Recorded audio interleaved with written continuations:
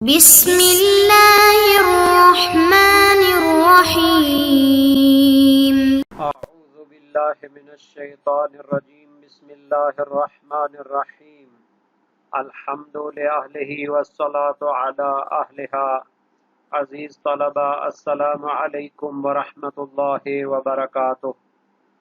شرح الامہ اول درس نمبر 175 میں تیمم کے بعد اثناء نماز میں پانی ملنے کا مسئلہ، اس پر مزید تحقیق کی جائے گی۔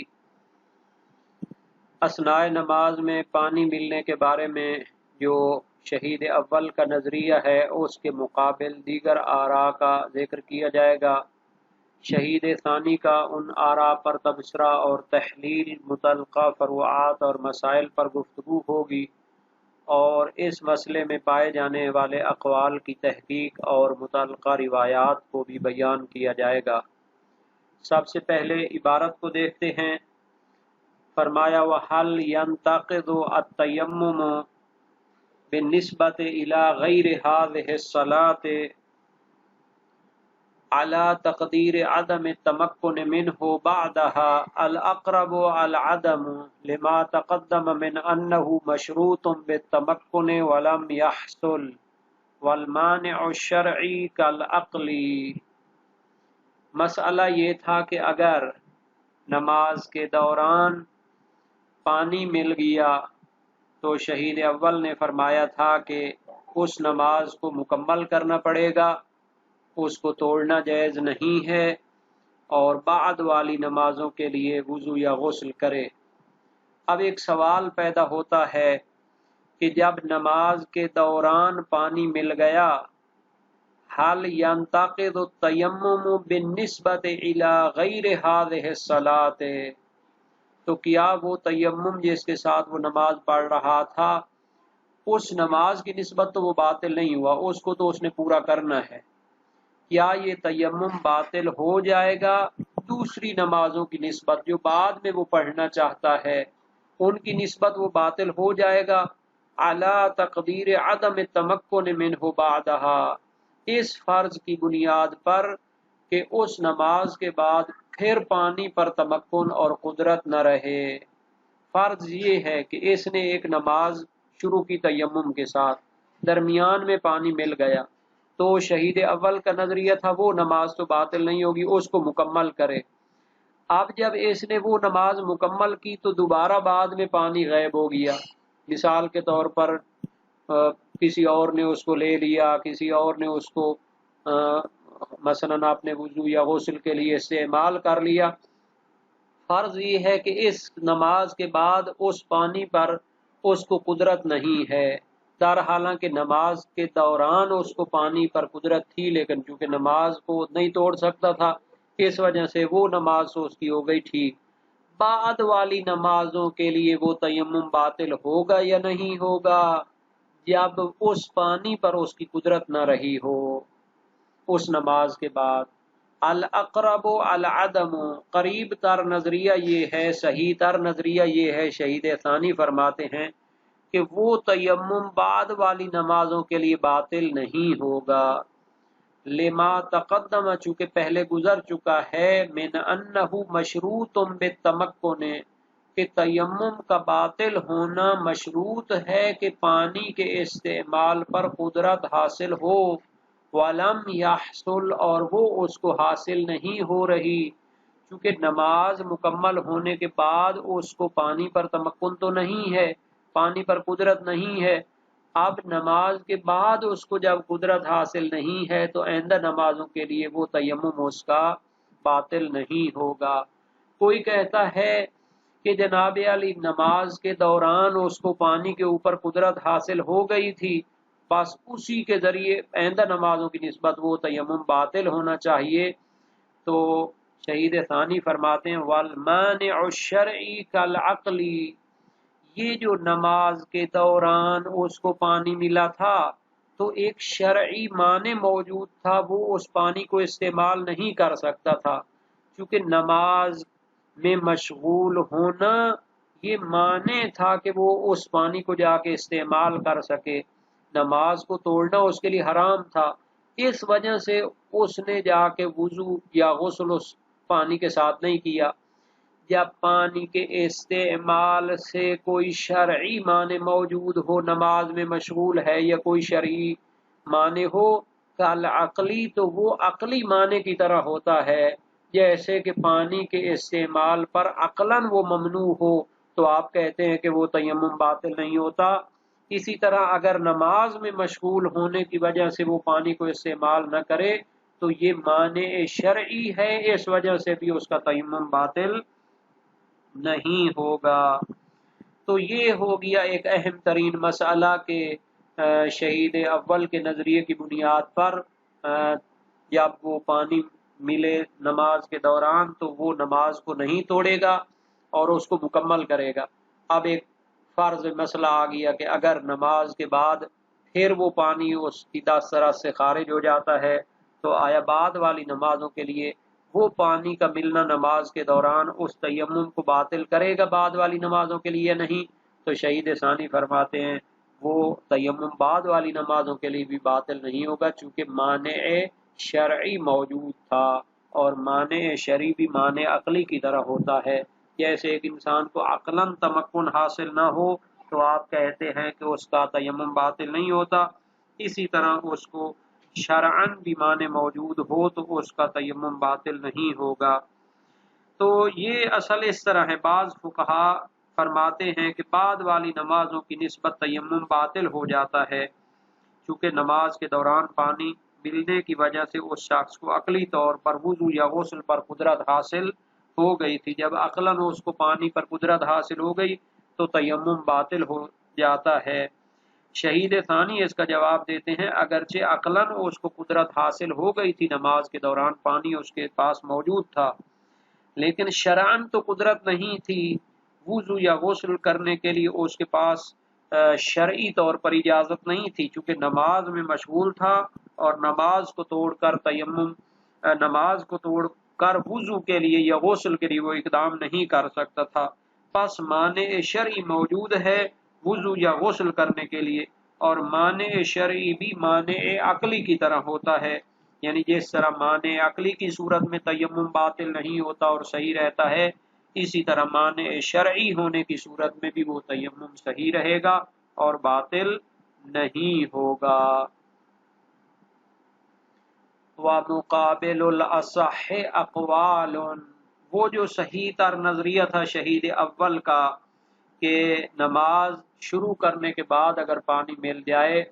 تو پھر وہ تیمم باطل نہیں ہوگا، اس نماز کو مکمل کرنا چاہیے۔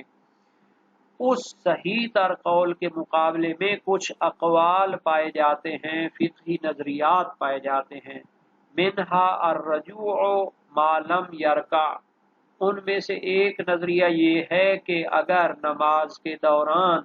پانی مل جائے تو پہلی رکعت کی رکوع میں جانے سے پہلے اگر اس کو پانی مل جائے تو اس نماز کو چھوڑ دے اور وضو یا غسل کر کے نماز دوبارہ شروع کرے۔ وَمِنْهَا، اور دوسرا نظریہ یہ ہے الرجوع ما لم یقرأ، جب تک اس نے پہلی رکعت کی قراءت شروع نہ کی ہو، سورہ حمد اور دوسری سورت شروع نہ کی ہو، تو اس نماز کو چھوڑ دے جو تیمم کے ساتھ شروع کی تھی اور وضو یا غسل کر کے دوبارہ نماز شروع کرے۔ وَمِنْهَا التَّفْصِيلُ بِسَعَةِ الْوَقْتِ وَضِيقِهِ، اور ان میں سے ایک نظریہ تفصیل کا ہے کہ اگر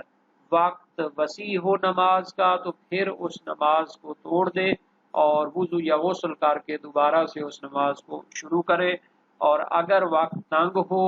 اور اگر وہ نماز کو توڑ کر وضو یا غسل کرتا ہے تو نماز اپنے وقت کے اندر رہ جائے گی، تو پھر اس نماز کو چھوڑ کر اسے وضو یا غسل کرنے کی اجازت نہیں ہے، اسی تیمم کے ساتھ اس کو اپنی نماز مکمل کرنی چاہیے۔ والأخیران لا شاہد لہما، شہید ثانی فرماتے ہیں یہ جو دو قول ہیں آخری، تفصیل کا اور قراءت سے پہلے اس کو نماز توڑ کر وضو یا غسل کے ذریعے نماز شروع کرنے کا جو قول ہے، اس کا تو کوئی دلیل نہیں ہے، کوئی روایات وغیرہ میں اس کا ذکر نہیں ہے، تو اس وجہ سے یہ دو قول تو بالکل ہی جناب علی کیا ہو گئے، خارج ہو گئے بحث سے۔ کوئی دلیل اور شاہد آخری دو اقوال کے صحیح ہونے پر موجود نہیں ہے، یعنی کوئی روایت، کوئی حدیث، کوئی دلیل ہوتی ہے جس کو ہم ان کی توجیہ کے لیے پیش کریں، وہ نہیں ہے۔ والاول مستند الى روایت معارضۃ بما هو اقوى منها، شہید ثانی فرماتے ہیں ان اصح قول کے مقابلے میں جو تین قول ہیں، ان میں سے جو پہلا قول ہے کہ جب تک پہلی رکعت کے رکوع میں داخل نہ ہوا ہو تیمم والی نماز کو چھوڑ کر وضو یا غسل کر کے نماز دوبارہ سے شروع کرے، ان میں سے پہلا قول مستند الی روایت معارضہ، اس کے لیے ایک روایت موجود ہے، اس کی دلیل ایک روایت موجود ہے، لیکن معارضۃ بما هو اقوى منها، اس کی مخالفت کرتی ہے ایسی روایت جو اس سے قوی تر ہے، محکم ہے، سند اور دلالت کے لحاظ سے وہ بہتر ہے اس سے۔ تو پہلا قول جو تھا کہ اگر رکوع سے پہلے پانی مل جائے تو نماز کو چھوڑ کر اسے نماز وضو یا غسل کر کے شروع کرنی چاہیے، تو شہید فرماتے ہیں اس کی دلیل ایک روایت ہے، یہ اس کے مقابلے میں قوی تر روایات موجود ہیں جو شہید اول کے نظریے کو درست قرار دیتی ہیں۔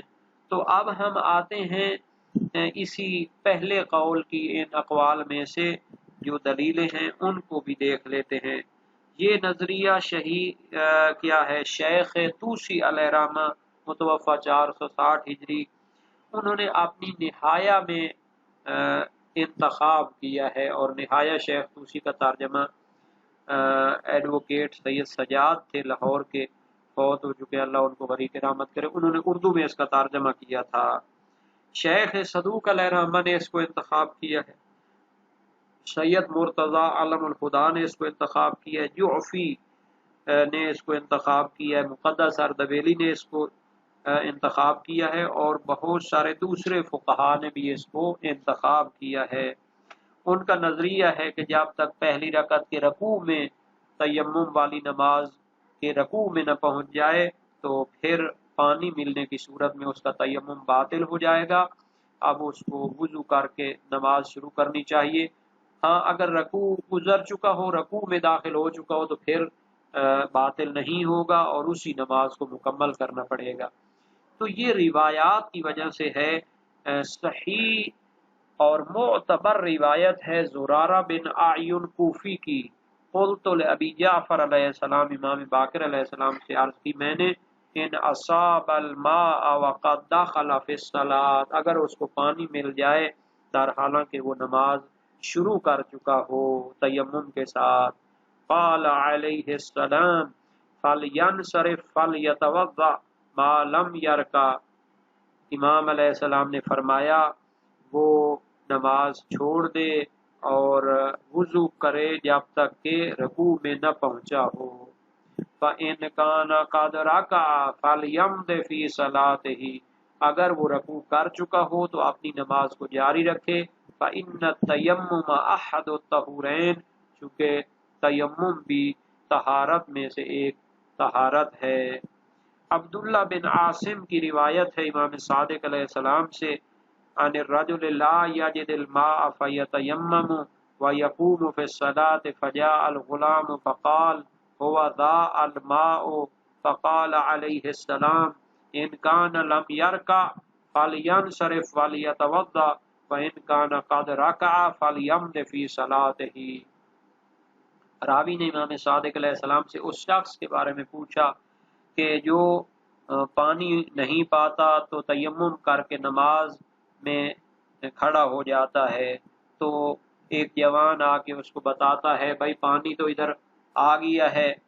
یہ پانی موجود ہے، تو امام علیہ السلام نے فرمایا اگر اس نے رکوع نہ کیا ہو تو نماز چھوڑ دے اور وضو کرے، اور اگر اس نے رکوع کر لیا ہو تو اپنی نماز کو جاری رکھے۔ تو اب یہ صحیح و سند روایت بھی موجود ہے زرارہ بن اعین کوفی کی، اور ساتھ تائید میں عبداللہ بن عاصم کی روایت بھی موجود ہے، اور یہ روایات ابواب تیمم میں باب نمبر 21 میں موجود ہیں۔ اب جو مشہور کا نظریہ تھا اور شہید اول کا نظریہ تھا کہ جب نماز شروع کر لی تو پھر وہ اس کو نہیں توڑ سکتا، تو اس کا کیا معنی کریں گے؟ اب شہید اول سے تعجب ہے کہ وہ فرماتے ہیں، نہ شہید ثانی سے تعجب ہے کہ وہ فرماتے ہیں کہ اس پہلے قول کی جو دلیل ہے، روایت ہے، اس کی مخالفت میں اس سے قوی تر روایت موجود ہے، حالانکہ وہ محمد بن حمران کی روایت تھی اور زرارہ اور محمد بن مسلم کی روایت تھی۔ حالانکہ اس میں ہے کہ جب نماز اس نے شروع کر لی تو پھر اس کو پورا کرے۔ ہاں جی، اب اس نماز کے شروع ہونے کی تفصیل تو ان روایتوں میں آ چکی ہے، تو پھر بہتر یہ تھا کہ ان کو کیا کرنا چاہیے تھا، ان روایتوں کا معنی ان رکوع والی روایتوں کے ذریعے کرنا چاہیے تھا۔ اب رکوع والی روایت کو تو بالکل یہ اگنور کر رہے ہیں، چھوڑ رہے ہیں، حالانکہ اس طرح روایات میں جم بندی نہیں ہوتی۔ یا تو ثابت کریں کہ یہ کسی اضطراری اور مجبوری کی حالت میں صادر ہوئی ہے، امام کا فرمان ہی نہیں ہے۔ اگر امام کا فرمان ہے تو پھر اس کو کیا کرنا پڑے گا، آپس میں جم بندی کرنا پڑے گا۔ جم بندی کا طریقہ یہ تھا کہ امام نے جن میں فرمایا کہ جب اس کی نماز شروع ہو جائے تو پھر اس کو مکمل کرے، اس کی تفصیل خود امام نے فرما دی ہے کہ جب رکوع میں نہ پہنچا ہو تو پھر اس کو توڑ دے، اگر رکوع میں پہنچ گیا ہو تو پھر اس کو جاری رکھے۔ تو ظاہراً یہ بہتر تھا تفصیل دینا، جو بڑے بڑے علماء شیخ طوسی، شیخ صدوق، سید مرتضیٰ جوفی، اردبیلی اور دوسرے بہت سارے فقہا نے اس کو اختیار کیا ہے۔ تو شہید ثانی نے جو قول یا شہید اول نے اختیار کیا ہے وہ فقط متاخرین ہیں جنہوں نے اس کو اختیار کیا ہے، تو اس پر بحث ہونی چاہیے اور مزید اس میں روایات کو جمع بندی کرنے کی کوشش کرنی چاہیے۔ اب ہم آتے ہیں وہ جو دو قول ہیں تو ان کا کون قائل ہے؟ تو فرماتے ہیں کہ سلار دیلمی وہ فرماتے ہیں کہ وہ نماز کو توڑ دے مگر جب قرات شروع کر چکا ہو تو نہ توڑے۔ تو اس قراءت والی تفصیل کا کوئی شاہد اور دلیل نہیں ہے، یہ تو شہید ثانی نے بھی فرما دیا ہے اور علماء کی ایک جماعت نے اعتراف کیا کہ اس کی کوئی دلیل نہیں ہے روایات میں۔ اچھا، ابن حمزہ نے وسیلہ کتاب میں فرمایا ہے کہ وہ جب اس کو پانی مل جائے تو مطلقاً اس نماز کو توڑ دے جب وقت وسیع ہو، اور اگر وقت تنگ ہو تو پھر اس نماز کو نہ توڑے اور اس کو مکمل کرے۔ اس کا بھی کوئی دلیل اور شاہد اور گواہ نہیں ہے، جیسا کہ علماء کی ایک جماعت نے اس کا بھی اعتراف کیا ہے۔ پس جناب علی درست یہ ہو گیا کہ اگر پانی مل جاتا ہے تو پھر رکوع سے پہلے اگر مل جائے تو اس کی دلیلیں موجود ہیں روایات کی کہ رکوع سے پہلے اس کو توڑنا چاہیے اور رکوع کے بعد اس کو نہیں توڑ سکتا۔ اس طرح روایات کے درمیان آپس میں جمع بندی ہو جاتی ہے۔ اب ایک مسئلہ جو ہے نا جی یہ تھا کہ اگر تیمم آیا اس کا ٹوٹ جائے گا دوسری نمازوں کی نسبت، جب اس کو پانی نماز کے دوران ملا تھا بعد میں اس پر قدرت نہیں رہتی، تو اس میں بھی تفصیل دیتے ہیں کہ اگر اس کو پانی نماز کے دوران رکوع کے بعد ملا ہو تو پھر جناب علی اس کی نماز بعد والی نمازوں کے لیے اس کا تیمم ٹھیک رہے گا، لیکن اگر اس سے پہلے ملا ہو تو پھر اس میں وہی جو درست نظریہ تھا اس کی بنیاد پر اس کو تو چاہیے تھا کہ وہ نماز چھوڑ کر وضو کرتا، وہ نماز بھی وضو کے ساتھ پڑھتا اور بعد والی نمازوں کے لیے بھی وہ وضو اس کا درست رہتا۔ اچھا جی، اگر پانی ملنے کا زمانہ وضو کے لیے یا غسل کے لیے کافی ہو کہ نماز کے بعد، تو ظاہر ہے کہ اس کا تیمم کیا ہو جائے گا، ٹوٹ جائے گا۔ شیخ طوسی نے اس کا یقین کیا ہے، علامہ ہلی نے تذکرۃ الفقہاء اور منتہی المطلب میں اس کی طرف میلان پیدا کیا ہے، چونکہ روایات کا اطلاق ہے جو دلالت کرتی ہیں کہ پانی ملنے سے تیمم باطل ہو جاتا ہے، فقط اس کے صحیح ہونے کا حکم لگانا کسی نماز کے لیے تقاضا نہیں کرتا کہ وہ باقی کے لیے بھی صحیح رہے۔